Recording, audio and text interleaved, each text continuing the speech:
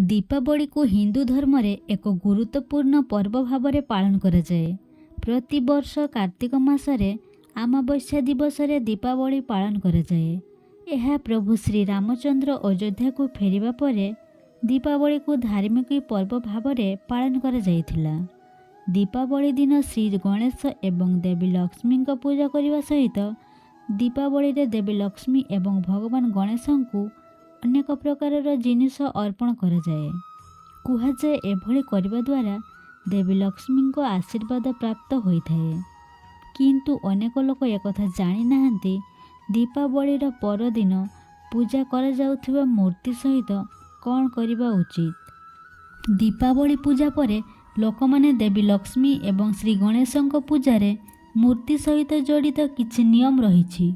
दीपावली पूजा परे माँ लक्ष्मी और श्री गणेशଙ୍କ प्रतिमा सहित कौन करा जिबा उचित। जदि मूर्तिटी रूपा सुना किंबा पितଳରେ निर्मित तेबे एहाकु गंगा पानी रे सहित स्नान करिबा परे एहाकु निज स्थान रे रखा जाई परिबो।